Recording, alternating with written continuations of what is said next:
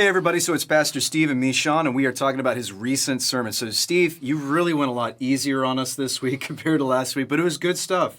I just want to know, what was behind this week's sermon?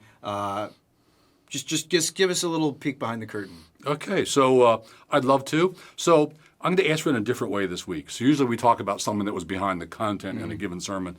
But I'm going to answer this question, really. What does a pastor do all week?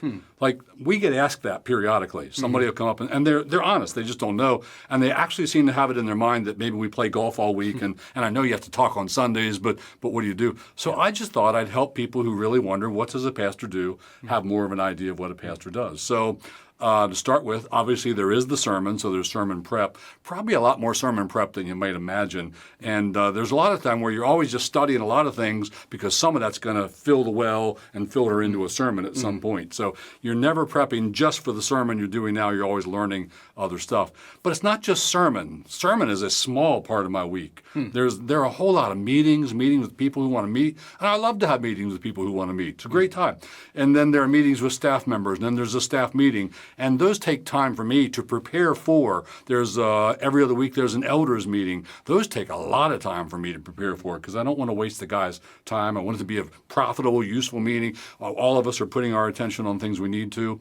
And then there's other preparations. So there's preparation for these BTSs that we do. There's preparation for the reels, the 1-minute evangelistic reels. You'd be surprised. I think I spend an hour and a half on those. They just take me a lot of time to craft it and get it so that I like it. Well, and especially the more recent ones that you've been tackling, science versus religion and apologetics and stuff. I got to do more digging, I feel like more learning, that would and take so more on. research. Yes, than absolutely. before. Then there's preparation for grounded episodes, and those take quite a bit of preparation. Right now, I'm working on landing more guests for grounded episodes, and that takes work. I got to figure out who do I How do I track them? How can I get them? Then they want to know what would we talk about. I got to write up, here's what I think we'd cover and stuff like that.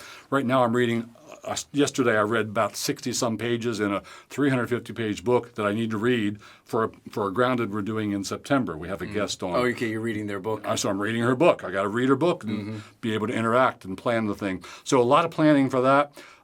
In addition to those things, there's just a lot of like one-on-one texts, emails, phone calls, various kinds of communication, way more than you might imagine. In fact, like my inbox, it's totally out of control. All I do now is answer the ones I have to right now, and the rest I don't even get to. So it's a pretty busy week, but we are out of time. We are, and you could maybe say more, Steve, but why don't we save it for Thursday? Thanks, Sean. You're welcome, Steve.